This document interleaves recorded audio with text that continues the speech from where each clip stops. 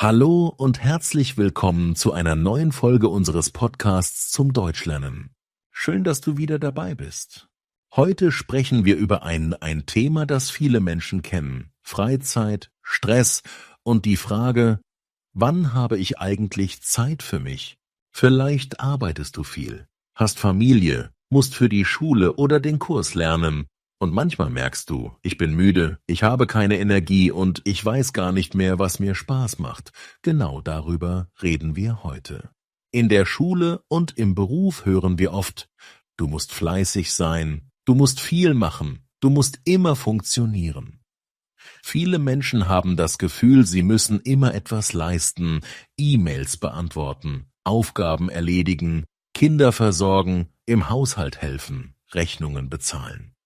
Am Ende des Tages ist der Kopf voll und der Körper müde. Dann fragen wir uns: Wo ist meine Freizeit? Was habe ich heute für mich selbst gemacht? Freizeit bedeutet nicht nur, dass wir nichts tun. Freizeit ist die Zeit, in der wir entscheiden können: Was will ich jetzt machen? Das kann sehr unterschiedlich sein. Manche Menschen möchten in der Freizeit Sport machen, zum Beispiel joggen, schwimmen, ins Fitnessstudio gehen oder tanzen. Andere lieben ruhige Hobbys: Lesen, zeichnen, stricken, Musik hören oder ein Instrument spielen. Wieder andere treffen sich am liebsten mit Freunden, gehen spazieren, trinken einen Kaffee oder spielen Spiele. Wichtig ist nicht, was richtige Freizeit ist, sondern was tut dir gut? Wobei kannst du entspannen? Ein Problem in unserer Zeit ist, dass viele Menschen auch in ihrer Freizeit gestresst sind. Sie schauen auf das Handy, schreiben Nachrichten, scrollen durch Social Media, sehen Fotos und Videos und vergleichen sich mit anderen. Auf Instagram oder TikTok sieht das Leben der anderen oft perfekt aus: Tolle Reisen, perfekter Körper, schönes Essen, glückliche Beziehungen. Dann denken wir vielleicht: Mein Leben ist langweilig. Ich mache zu wenig. Ich bin nicht so erfolgreich. So kann Freizeit sogar noch mehr Stress machen. Darum ist es wichtig, bewusst zu entscheiden, wie wir unsere freie Zeit nutzen. Manchmal hilft es, das Handy für eine Weile wegzulegen, den Fernseher auszuschalten und sich zu fragen: Was würde mir jetzt wirklich gut tun? Vielleicht ist es ein Spaziergang an der frischen Luft, ein gutes Buch, ein Telefonat mit einer Freundin oder einfach 10 Minuten Ruhe mit einer Tasse Tee.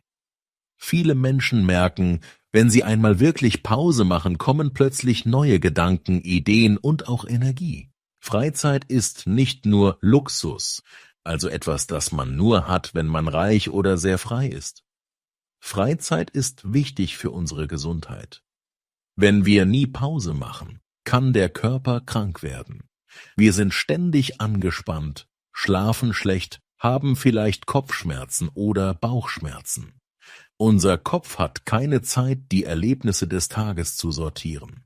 Deshalb sagen viele Fachleute, der Mensch braucht nicht nur Arbeit und Pflichten, sondern auch Erholung und Zeit ohne Druck. Auch für das Lernen ist Freizeit wichtig. Vielleicht lernst du gerade Deutsch, hast Hausaufgaben, Vokabeln, Grammatik und möchtest schnell besser werden. Natürlich ist Übung wichtig, aber wenn du zu viel Druck machst, blockiert der Kopf. Es ist ein bisschen wie beim Muskeltraining. Der Muskel wird stark, wenn er trainiert wird, aber er braucht auch Pausen, um sich zu erholen. Genauso ist es mit dem Gehirn. Wenn du immer nur lernst, ohne Pause, bist du irgendwann müde, nervös oder frustriert. Wenn du aber regelmäßig kleine Pausen machst und auch Dinge tust, die dir Spaß machen, kannst du danach besser weiterlernen. Ein gutes Gleichgewicht zwischen Arbeit und Freizeit nennt man oft Work-Life-Balance. Das bedeutet, die Arbeit ist wichtig, aber das Leben außerhalb der Arbeit ist genauso wichtig. Viele Menschen vergessen das. Sie sagen: Ich habe keine Zeit für Freizeit, ich muss arbeiten. Manchmal stimmt das, aber nicht immer. Oft haben wir kleine Momente, die wir besser nutzen können. 5 Minuten vor dem Schlafengehen, 10 Minuten in der Mittagspause oder den Weg zu Fuß statt mit dem Bus. Diese kleinen Zeiten können schon helfen, wenn wir sie bewusst verwenden. Vielleicht fragst du dich jetzt, aber wie soll ich das schaffen? Ich habe Kinder, Job, Haushalt, Kurs. Es ist nicht leicht, das stimmt. Niemand kann sein Leben von heute auf morgen komplett ändern. Aber vielleicht kannst du mit einem ganz kleinen Schritt anfangen. Du könntest zum Beispiel sagen, einmal pro Woche habe ich eine halbe Stunde nur für mich. In dieser halben Stunde machst du etwas, was dir gut tut. Spazieren gehen, Musik hören, schreiben, malen, einen Tee trinken, ohne Handy, ohne Aufgaben. Es ist deine Zeit. Wenn du Familie hast, kannst du mit deinem Partner oder deiner Partnerin sprechen und sagen, diese halbe Stunde brauche ich wirklich für mich. Danach bin ich wieder entspannter. Manchmal ist es auch hilfreich, Freizeit zu planen. Das klingt vielleicht komisch, weil Freizeit doch frei sein soll. Aber im Alltag mit vielen Terminen vergessen wir leicht, etwas für uns zu tun. Wenn du in deinen Kalender schreibst, Dienstag 18 Uhr Spaziergang mit mir selbst oder Sonntagmorgen Kaffee und Buch, dann nimmst du deine Freizeit genauso ernst wie einen Termin beim Arzt oder bei der Arbeit. Das ist ein Zeichen. Ich bin wichtig. Meine Erholung ist wichtig. Freizeit hat auch mit Identität zu tun, also mit der Frage, wer bin ich? Viele Erwachsene sagen irgendwann, früher hatte ich so viele Hobbys, aber heute weiß ich gar nicht mehr, was ich mag. Dann ist Freizeit eine gute Möglichkeit, sich selbst wieder neu zu entdecken. Vielleicht probierst du etwas aus, das du noch nie gemacht hast. Einen Tanzkurs, ein neues Rezept kochen, einen Malkurs, Yoga, einen Leseklub oder eine Wandergruppe. Vielleicht gefällt es dir nicht. Auch das ist okay. Aber vielleicht entdeckst du etwas, das dir richtig Spaß macht und dir Energie gibt. Wichtig ist auch, dass wir unsere Freizeit nicht mit zu vielen To-Do-Listen vollpacken. Manche Menschen planen jede Minute, Fitnessstudio, Sprachkurs, Ehrenamt, Vereine und am Ende sind sie wieder gestresst. Freizeit sollte nicht noch mehr Druck machen. Es ist in Ordnung, manchmal einfach nichts Großes zu tun. Auf dem Sofa sitzen, aus dem Fenster schauen, leise Musik hören, das kann sehr wertvoll sein.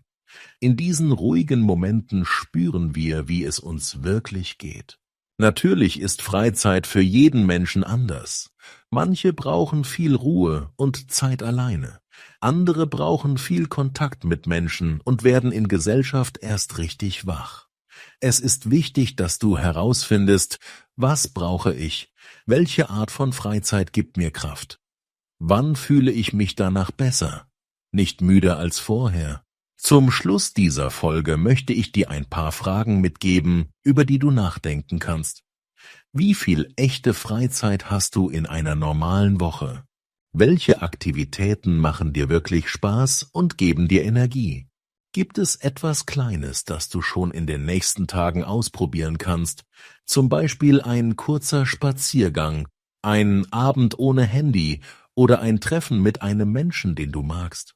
Und kannst du irgendwo Nein sagen, um dir selbst mehr Raum zu geben? Freizeit ist kein Luxus, sondern ein wichtiger Teil eines gesunden Lebens. Wenn wir lernen, gut mit unserer Zeit umzugehen, wenn wir uns erlauben, auch einmal Pause zu machen und etwas zu tun, das uns Freude bringt, dann wird nicht nur unser Körper, sondern auch unsere Seele entspannter. Und das hilft uns am Ende auch bei unseren Pflichten, bei der Arbeit, in der Familie und beim Deutschlernen. Danke, dass du dir die Zeit genommen hast, diesen Podcast zu hören. Vielleicht hat dich die Folge inspiriert, ein bisschen anders über Freizeit und Stress nachzudenken. Denk daran, du bist wichtig und deine Zeit ist wertvoll. Ich wünsche dir viele kleine Momente nur für dich und natürlich viel Erfolg beim Deutschlernen. Bis zur nächsten Folge.